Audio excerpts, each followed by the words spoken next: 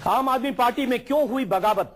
क्यों विनोद कुमार बिन्नी ने केजरीवाल पर लगाए संगीन इल्जाम? क्यों विनोद कुमार बिन्नी ने कहा वो करेंगे केजरीवाल के खिलाफ अनशन? क्यों विधायक विनोद कुमार बिन्नी ने कहा केजरीवाल को मुख्यमंत्री बनाने के लिए नहीं बनी थी आम आदमी पार्टी? जो पार्टी अभी लोकसभा चुनाव में लड़ने का हौसला लेकर 400 सीटों के लिए उम्मीदवार खोज रही है, उसी पार्टी में बगावत की है उसी पार्टी के एक विधायक ने।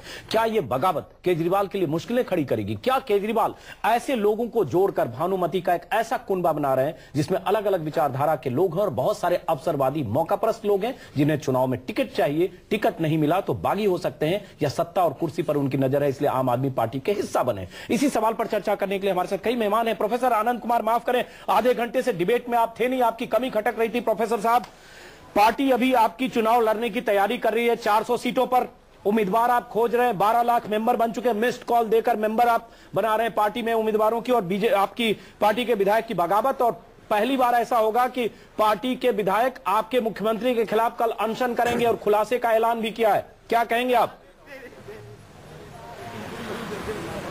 नहीं, सबसे पहले तो मुझे आपसे क्षमा मांगनी है कि आपको समय तय था, लेकिन ये ट्रैफिक की वजह से मैं पहुंच नहीं पाया और अभी ठंड में खड़ा होकर के आपका जो आश्वासन आपका है उसको पूरा करने की कोशिश हो रही है। ये जो घटना है ये भी राजनीति की जो प्रक्रिया है उसमें जिसको आप सत्ता का विकार कहते हैं उसका हिस्सा है। खांसी जुकाम जैसा इसका हम कैसे इलाज करेंगे? देशी दवाई से करेंगे, एंटीबायोटिक लेना पड़ेगा, ये अभी कुछ समय में तय होगा। लेकिन ये सत्ता का विकार निश्चित तौर पर है। एक तरफ देश में लोग दौड़े चले आ रहे हैं कि हमें अपना बहुत कुछ देना है लोकतंत्र के पुनर्निर्माण के लिए, स्वराज के लिए। और आप बिन्नी की बगावत पर बात करिए। प्रोफेसर आनंद कुमार, बिन्नी की बगावत की बात करें कि आपकी पार्टी ने, सबसे बड़ा सवाल एक ये भी है कि विनोद कुमार बिन्नी का नाम जब मंत्री की लिस्ट में नहीं था, दिल्ली के मंत्रियों की लिस्ट में, वो तभी उन्होंने नाराजगी जताई थी और उसके बाद जब हम सब ने खबर दिखाई तो सेट कर लिया गया और कहा गया कि मीडिया ने गलत खबर दिखाई और केजरीवाल ने कहा कि कोई नाराजगी नहीं थी। आज केजरीवाल कह रहे हैं कि तब वो मंत्री पद चाहते थे, अब लोकसभा का टिकट चाहते हैं। तो केजरीवाल क्यों स्टैंड चेंज कर रहे हैं? या तो तब झूठ उन्होंने बोला और आज वो उस झूठ को सच में तब्दील कर रहे हैं, तो केजरीवाल क्यों झूठ तब उन्होंने कहा? इसका मतलब बगावत तो पहले दिन से थी।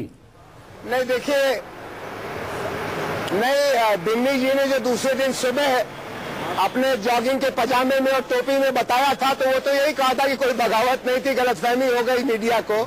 इसमें तो प्रोफेसर स्वीकारना चाहिए। प्रोफेसर साहब, जॉगिंग की टोपी की तस्वीर हम दिखा रहे हैं लेकिन उन्होंने ऐसे नहीं कहा था। आधी रात को 1 बजे रात को कुमार विश्वास और संजय सिंह उनके घर गए थे, 2.5 घंटे तक उनकी मीटिंग सेटिंग जो भी कहते हैं आप राजनीतिक भाषा में वो हुई थी। 2.5-3 घंटे बाद निकलकर दोनों ने कहा हम बिन्नी भाई के यहाँ खीर खाने गए थे और बिन्नी सेट हो गए।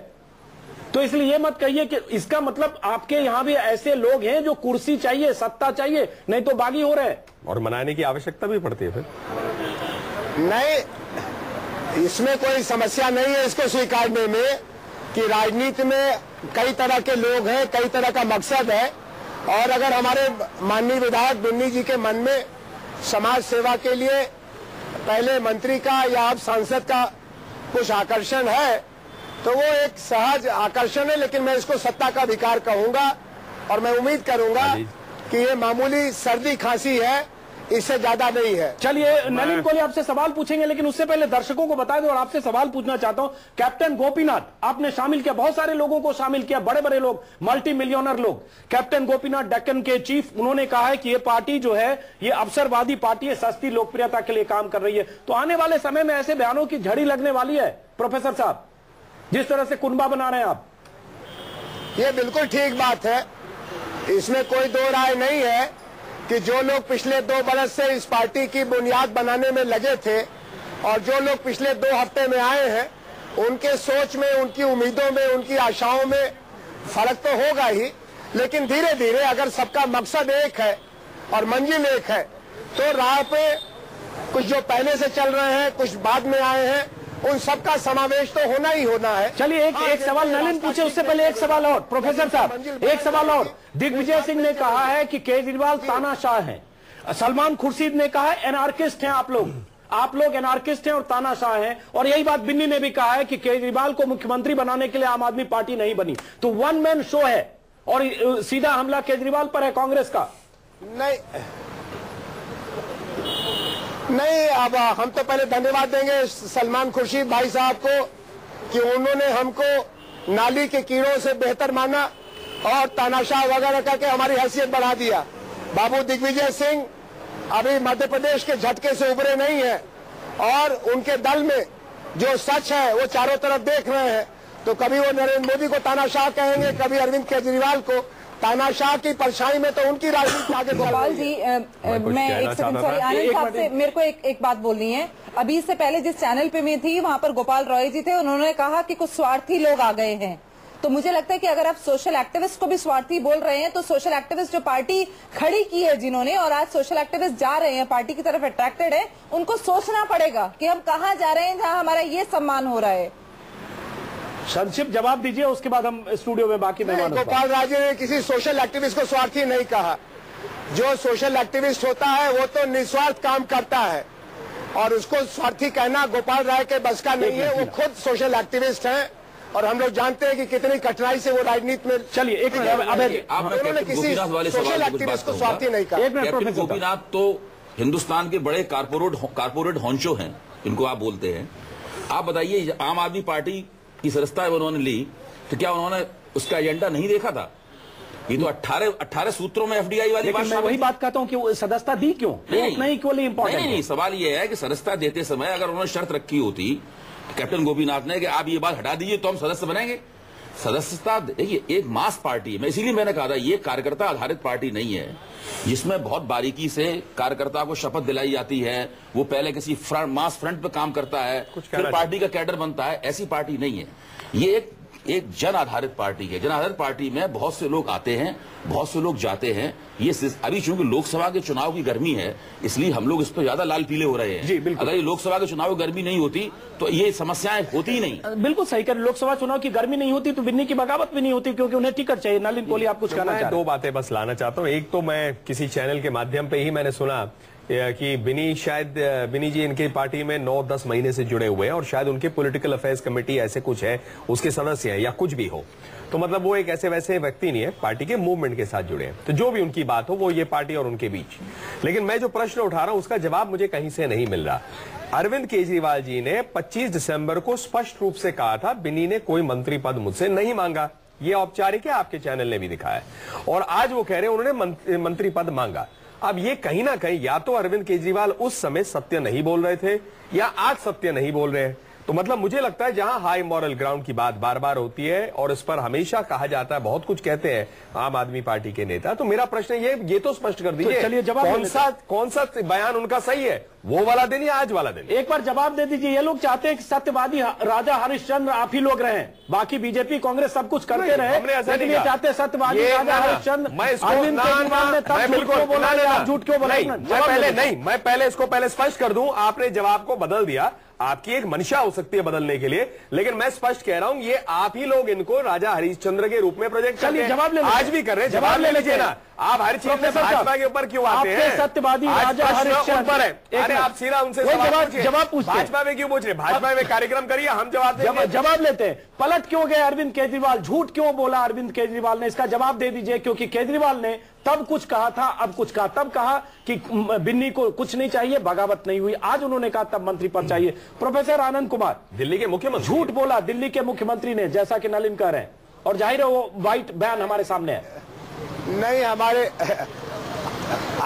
हम ही नहीं, हमारे दोस्त नलिन कोहली जी और सारे भारतवासी राजा सत्य हरिश्चंद्र के वंशज हैं और हम सब गांधी को भी इसीलिए बापू कहते हैं कि उन्होंने सच बोलने की सीख दी है। नहीं, झूठ बोलने की सीख किसने दी केजरीवाल को? केजरीवाल ने झूठ क्यों बोला, ये पहले जवाब दे दीजिए आप। केजरीवाल ने झूठ क्यों बोला? प्रोफेसर आनंद कुमार। नहीं, इसके मैं चूंकि एक गोष्ठी से आ रहा हूं, मैं केजरीवाल जी से संपर्क करूंगा और अगली बार जब आप मुझे अवसर देंगे तो इसका स्पष्टीकरण बिना उनसे नहीं, उनको कहिएगा आके बोले कि तब मैंने झूठ बोला था, अब सच बोला है। गलतियों के लिए केजरीवाल करेक्ट करें अपने को, क्योंकि केजरीवाल जब गलत करते हैं तो जनता के सामने आकर करेक्ट करते हैं। नहीं, जरूर करेंगे, जरूर। अगर उन्होंने दोष उनमें उनके वाक्य में है तो वो जरूर करेंगे। चलिए, आप खुश हो गए ना, आपको जवाब मिल गया। चलिए, आप ऐसे फिर इसको हल्के कर रहे हैं। इसमें खुशी की बात नहीं है। ऐसा है, आपने दिखाया, मैंने तो बयान दिखाया नहीं। आपके माध्यम से मैं जानकारी ले रहा हूं। प्रश्न, ये तो प्रश्न आपको उठाना चाहिए। बिल्कुल, मैं आपका काम कर रहा हूं। मैं प्रश्न उठा चुका हूं इस पर, पूरा प्रोग्राम इसी पर खुशी की क्या बात है? देखिए लिखा हुआ यही है नलिन कोहली साहब, प्रश्न हमने उठा दिया आपका। चलिए मीम अफजल साहब, अब प्रोफेसर आनंद कुमार भी हमारे सामने आ गए हैं। अब जो उन्होंने झूठ बोला सच बोला बिन्नी ने किया वो अपनी जगह है। अब सवाल उठता है कि कांग्रेस 130 साल 28 साल पुरानी पार्टी, कल केजरीवाल और केजरीवाल की टीम ने खारिज कर दिया कि कांग्रेस इस लायक भी नहीं है कि कांग्रेस लोकसभा चुनाव में आम आदमी पार्टी के मुकाबले में हो। केजरीवाल और मोदी में मुकाबला है, कहीं कांग्रेस नहीं है। ये उनकी राय हो सकती है और राय पलटने में उन्हें देर नहीं लगेगी। जैसा कि अभी नलिन कोहली जी ने कुछ कहा, वो भी राय बदलने वाली बात थी या झूठ बोलने वाली बात थी। जवाब तो दे नहीं पाए हैं, पूछ करके जवाब दिया जाएगा। लेकिन मैं इतना जरूर पूछूंगा, एक सवाल और भी इम्पोर्टेंट है जो मैं उस वक्त कर रहा था। अब आनंद जी यहाँ बैठे हैं और प्रोफेसर हैं, बहुत समझदार आदमी हैं। आपने एक उसूली बुनियाद पर यह तय किया था कि आप जो भी बड़े फैसले करेंगे या जो भी फैसले करेंगे वो आवाम से पूछ करके करेंगे। नहीं, ये कभी नहीं तय किया। आपने 300 सीटों पर लड़ने का ऐलान कर दिया। इसके लिए आपने कोई मैंडेट, लेकिन इन्होंने ये नहीं कहा था, इन्होंने ये नहीं कहा था कि हम सीट जो टिकट। बात सुन लीजिए, पहले मेरी बात सुन लीजिए। चलिए, हालांकि जवाब प्रोफेसर आनंद कुमार ने देता है। काटें तो फिर मैं नहीं बोलता। नहीं, बोलिए, चलिए बोलिए। नहीं, मेरी बात पूरी होने दें। जी, बात होने दें, बोलिए। आपने अभी ये भी तय किया है, नहीं किया, कि आपके यहाँ पार्लियामेंट का चुनाव कौन कौन लड़ेगा। फिर आपके एक मेंबर बहुत बड़े भारी लीडर, बड़े अच्छा गाना गाते हैं, बहुत अच्छी कविताएं सुनाते हैं, वो अमेठी पहुंच करके ऐलान कर देते हैं कि 1 लाख वोट से जीतेंगे और बड़ा जबरदस्त मुकाबला करेंगे। वहां पर एक और साहब जिन्होंने एक दिन पहले पार्टी ज्वाइन की वो भी पहुंच जाते हैं। तो ये आपके यहाँ दोहरे नापबंद क्यों है? बिल्कुल, ये आपने जो पोरस के हाथी छोड़े हुए हैं, मैं आनंद साहब आपको बता रहा हूं सियासी तजर्बे की बुनियाद पर, पोरस के इसी तरह के हाथियों से पार्टियां तबाह होती हैं और नई पार्टियों का फिर बहुत टाइम नहीं लगता उनको खिसकने के अंदर। एक बार जवाब ले ले प्रोफेसर आनंद कुमार से, उसके बाद अब आपके पास आता हूं। प्रोफेसर आनंद कुमार जवाब दीजिए, पोरस के हाथियों का जिक्र कर रहे हैं प्रोफेसर आनंद कुमार, जवाब दीजिए। टीना, उसके बाद आऊंगा आपके पास। जी हाँ, नहीं, मीम अफजल साहब एक तजुर्बेकार नेता हैं जिन्होंने दिल्ली की हुकूमत बदलने में बड़ी अगुवाई की थी। एक जमाने में हमारे पुराने हीरो वीपी सिंह जी, रामधन जी और आरिफ भाई और सतपाल मलिक वगैरह के साथ। तो इनकी राय हमारे लिए बहुत जरूरी है और बहुत काम की है। पोरस के हाथी हमको नहीं चाहिए, हमको आम आदमी के 2 पांव पर चलने वाली सियासत चाहिए। और जो अभी जिक्र हुआ तो उसमें अभी तो तैयारी चल रही है मीम भाई। अभी तो हमने खाली बड़ी हिम्मत करके आपके एक उम्मीदवार के खिलाफ एक उम्मीदवार को बनाने की कोशिश की है, वो भी ऐलान अभी नहीं हुआ है। हमको तो बहुत मुश्किल पड़ रही है। नहीं, मुद्दा वो नहीं है प्रोफेसर आनंद कुमार, एक मिनट प्रोफेसर आनंद कुमार, मुद्दा वो नहीं है। सभाएं कैसे हो रही हैं? मुद्दा वो नहीं, मुद्दा ये है कि बंद कमरे में कुछ फैसले आप कर रहे हैं, जिसको पीएसी बोला जाता है। पीएसी जनता दल के समय में भी था। बंद कमरे में फैसले कर रहे हैं प्रोफेसर साहब, जिसका नाम का ऐलान नहीं हुआ, अमेठी से जाकर वहां रैलियां कर रहा है। यही इनका कहना है। आप डेमोक्रेटिक पार्टी है, सब चीज खुले में करिए। पारदर्शिता कहते हैं और पारदर्शिता दिख नहीं रहा है। नहीं है भाई साहब, देखिए हमारा ढांचा ऐसा है जिसमें एक राष्ट्रीय कार्यकारिणी है जिसकी मीटिंग हुई थी 5 और 6 जनवरी को। उसके बाद एक पॉलिटिकल अफेयर्स कमेटी है जो 2 या 3 दिन में एक बार मिलती है। जहां तक सरकार का मामला है तो जुमा 15 दिन हुए, लेकिन कई कैबिनेट मिनिस्टर मीटिंग हो चुकी। बंद कमरे में तो हमारा दम घुटता है, बंद कमरे में हमारी पार्टी मर जाएगी। नहीं, चलिए कहने की बात है। छोटा सा कमेंट। आम आदमी पार्टी बनी है, इसने अपना आंदोलन शुरू किया है, अपनी राजनीतिक मुहिम शुरू की है, बहुत नजदीकी निगाह इसके ऊपर रख रहा हूं मैं। अरविंद केजरीवाल का जब दिल्ली में उन्होंने जनमत संग्रह कराया, सरकार बनाया न बनाया, उसके बाद टाइम्स ऑफ इंडिया में एक बहुत बड़ा इंटरव्यू आया था। आप उस इंटरव्यू को ध्यान से इंटरव्यू पढ़ा था मैंने। उस इंटरव्यू को ध्यान से देखिए। उसमें उन्होंने साफ कहा था कि हम हर बात पे जनमत संग्रह नहीं कराएंगे। कुछ ऐसे मसले होंगे जहां हम जनमत संग्रह के उपकरण का सहारा लेंगे, कुछ ऐसे मसले होंगे जहां पे हम उसका नहीं सहारा लेंगे। तो ये देखिए, जनमत संग्रह एक प्रत्यक्ष लोकतंत्र का उपकरण है। हमारे यहाँ है नुमाइंदगी वाला लोकतंत्र, रिप्रेजेंटेटिव डेमोक्रेसी है। आम आदमी पार्टी की विशेषता ये है, जो मेरी समझ बनती है, कि वो प्रातिनिधिक लोकतंत्र में प्रत्यक्ष लोकतंत्र के कुछ तत्वों का समावेश कर रही है और वो तत्वों का समावेश सोच समझ के चुनिंदा तरीके से, सिलेक्टिव तरीके से ही हो सकता है। ये मानना कि वो हर बात पे जनमत संग्रह कराएंगे, लेकिन एक सवाल तो उठता है कि आपके यहां भी इसका मतलब कुर्सी के लिए लालायित लोग पहुंचे और बिन्नी का नाम नहीं था तब आपके कमरे से भागे? नहीं, उसके बाद कह रहे हैं, लेकिन उसके बाद की बात कर रहा हूं। और आपने उसी तरह से किया जैसे बाकी बड़ी पार्टियों में कई बार होता है कि आधी रात को आप मनाने के लिए आप बार बार कह रहे हैं कि आप झूठ बोले, आप झूठ बोले, ठीक है, छुपाया आपने। नहीं, और मीडिया को आपने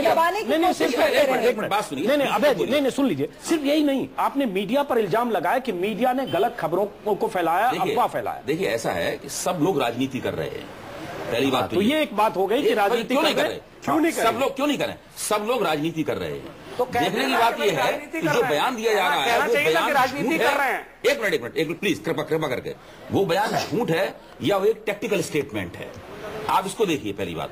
दूसरी बात यह है कि ये देखिए कि आम आदमी पार्टी की पूरी, अगर आप मैक्रो व्यापक दृष्टिकोण से देखें, आम आदमी पार्टी की पूरी गतिविधियां भारतीय लोकतंत्र को कहीं समृद्ध कर रही हैं या भारतीय लोकतंत्र के पतन में योगदान कर रही हैं। अगर हम आज इस मंच पे इस फैसले पर पहुंच जाएं, हम सब लोग प्रवक्ताओं की कृपा से इस फैसले पर पहुंच जाएं कि आम आदमी पार्टी भारतीय लोकतंत्र के पतन का कारक बन रही है, क्या हम तैयार हैं इस फैसले पर पहुंचने के लिए? तैयार है? आप बताइए, आप बताइए क्या हम फैसले पहुंचने के लिए तैयार हैं? कोई तो मत नहीं कि आम आदमी पार्टी ने आप जैसी पार्टियों को बात कर रहे हैं, बिल्कुल बात करनी चाहिए। नहीं, मैं इसको भी उतनी गंभीरता से रखना चाहता हूँ कि बिल्कुल आप कैसे कह सकते हैं हम मजाक कर रहे हैं। यहाँ मजाक नहीं हो रहा, ना हम अपना समय लगा सकते हैं ऐसे मजाक के लिए। मतलब आपकी जो राय हो सकती है, हो सकता है आप इसके सदस्य बनना चाहे, और इसमें कोई रोक भी नहीं है, बनिए, कोई इसमें दिक्कत नहीं है। लेकिन मैं स्पष्ट रूप से कहूंगा, इस प्रकार का आरोप लगाना कि आप जो है मजाक करें, बिल्कुल गलत है। आप जो है मैं अपनी बात पहले कह दूं, उसके बाद बिल्कुल जोड़िए आप। मैं पहले स्पष्ट करना चाहता हूं, यहां पर एक व्यक्ति की बात करें, आप भारतीय लोकतंत्र की बात कर रहे हैं, बच्चों की कस्मों की बात करते हैं। हमारे समाज में बच्चों की कस्मों की बात बहुत बड़ी बात होती है। आप कैसे इसको कह सकते हैं कि एक छोटी बात है? और आप फिर उन्होंने कही कि वो भी राजनीति के बाद आप नहीं, मात्र उनके बयान है जिस पर प्रश्न उठा रहे हैं। एक मिनट देखिए, बच्चों की कस्में कांग्रेस से समर्थन ले रहे हैं, कांग्रेस के समर्थन सरकार चला रहे हैं, वो कौन सी पार्टी ये कह रही है? यार 3 बार उत्तर प्रदेश में बहुजन समाज पार्टी के खिलाफ गाली गलौज करते हुए दो तरफा भाजपा ने चुनाव लड़ा और तीनों बार पूरी पार्टी तोड़कर तीनों बार मायावती को मुख्यमंत्री बनाया। वो भाजपा ये कह रही है, कम से कम एक बार गिरफ्तार में तो मुंह डाल के देखें। मैं बिल्कुल इसको एक जवाब देते हुए कह रहा हूं, आप जो है जितना आरोप लगाना चाहे भाजपा के ऊपर में, हम लोग इस प्रकार के पलटवार हर दूसरे दिन नहीं कर रहे हैं। ना हम ऐसे कानून मंत्री को रखते हैं जो कानूनी प्रक्रिया से इंडाइट होने के बाद वो कहते हैं जनता के पास जाकर अब तय करेंगे। मतलब क्या पूरी कानूनी प्रक्रिया इस देश के खत्म कर देंगे? ना हमारे यहाँ कोई आदमी, यहाँ पर मैं अपनी बात पहले कर दूं, टीना जी बीच में मत रोकिए, यहाँ पर ना कोई, बिल्कुल, क्योंकि ये मैं कहता हूं, गर्व से कहता हूं, ना कोई ऐसा व्यक्ति है जो कहता है कि कश्मीर में जाकर आप हम लोग रेफरेंडम करें, आईएसआई की भाषा बोलते हैं। तो प्रोफेसर साहब जो भी आप कहना चाहें, खबरदार जो आप हमारी तुलना ऐसे रूप से करें। उससे में आगे बहुत नलिन, क्योंकि हम पर आरोप ऐसा लग रहा है, उसको हम नहीं थे। आरोप तो लगाई नहीं किसी ने आपकी, चलिए अब इससे किसी ने लगाई नहीं ऊपर, आप खुद ही बोल रहे हैं, खुद ही अपने ऊपर बता रहे हैं, किसी ने ये बातें कही नहीं। ओवरऑल पॉलिटिकल, बिल्कुल किसी ने ये बातें नहीं कही। पॉलिटिक्स को हटाइए, और मैं बिल्कुल कह रहा हूं ये स्पष्ट, आप उनको हाई, आप आम आदमी पार्टी को हाई मॉरल ग्राउंड अगर देखना चाहते दीजिए, लेकिन जो सामने स्पष्ट है, जो उन्हीं के बयान है, उनको उस पर आपको प्रश्न पूछना पड़ेगा। आप उनके प्रवक्ता के काम नहीं करेंगे, मुझे बोलने दीजिए नलिन जी। 2 बड़े मुद्दे मुझे लगता है यहाँ पर आत्मचिंतन के लिए हैं, आम पार्टी के लिए भी और हमारे समाज के लिए भी। पहला मुद्दा ये है कि अरविंद केजरीवाल ने शपथ लेते हुए ये कहा था कि हमें इतना एरोगेंस ना आए या हम ऐसी कोई भूल ना करें जिससे कि एक दूसरी पार्टी को जन्म लेना पड़े हमें खत्म करने के लिए। पहली बात मुझे लगता है कि पार्टी को इस बात पे चिंतन करना चाहिए। दूसरी बात मैं यहाँ पर ये कहना चाहती हूँ कि देखिए, हमें बहुत समझने की जरूरत है कि 2013 का जो मैनिफेस्टो था, लोगों की बहुत उम्मीदें हैं, क्यों आम पार्टी अब खास पार्टी होती जा रही है? बस जवाब लेते हैं क्योंकि वक्त की कमी है। आपके पास आएंगे मीम अफजल साहब। प्रोफेसर आनंद कुमार, टीना शर्मा 10 दिन पहले आपकी पार्टी में शामिल हुई, आज नाराजगी के सुर हैं और आम आदमी पार्टी खास पार्टी होती जा रही है। ये नाराजगी टीना शर्मा की है, बाकी आपके विधायक ने बगावत की है और आने वाले समय में हम बगावती तेवर वाले बहुत सारे लोगों को देखेंगे, वो अलग बात है। प्रोफेसर आनंद कुमार, देखिए, जो पार्टी पिछले 15 दिन में कुछ लाख तक सदस्यता के लिए तैयार है, तो उसके अंदर इतना आत्मविश्वास तो होगा ही कि हमारा दिल भी इतना बड़ा है और हमारा घर भी इतना बड़ा है कि राजनीतिक विविधता वाले इस हिंदुस्तान में जितने लोग हैं, जितने स्त्री पुरुष हैं, सबको सम्मान की भूमिका मिलेगी। और भूमिका कुल दो ही है, सक्रिय नागरिकता और स्थानीय स्तर से लेकर राष्ट्रीय स्तर तक जो समाज के सरोकार हैं उनके लिए पार्टी को औजार बनाना।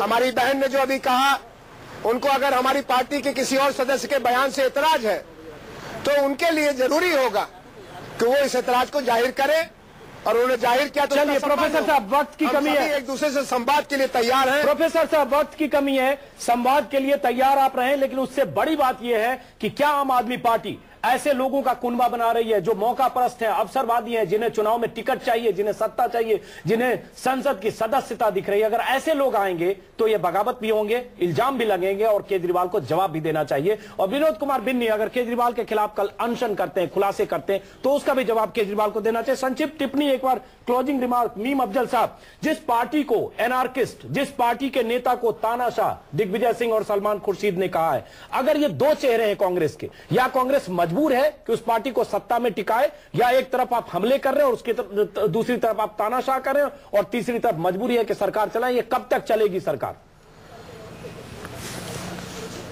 देखिए, गलती अगर करेंगे तो जरूर कहा जाएगा। हमने एक बात कही थी कि हम इनकी तमाम जायज बातों को सपोर्ट करेंगे और नाजायज बातों को लेकर के हम बिल्कुल अपोजिशन का रोल अदा करेंगे। ये बात हमारी रिकॉर्ड पर है, इससे कभी अपने आप को हम अलग नहीं कर रहे हैं, इसीलिए आपको ये बात सामने आ रही है। लेकिन मैं इतना जरूर कहूंगा कि इनको जितना मौका मिला है उसमें गलतियां कुछ ज्यादा दिखाई दे रही हैं और काम कुछ कम दिखाई दे रहा है। चलिए अफजल साहब, धन्यवाद आपका। सभी मेहमानों का बहुत बहुत शुक्रिया। इस कार्यक्रम को हम यहीं खत्म करते हैं। आप सभी मेहमानों का बहुत बहुत शुक्रिया।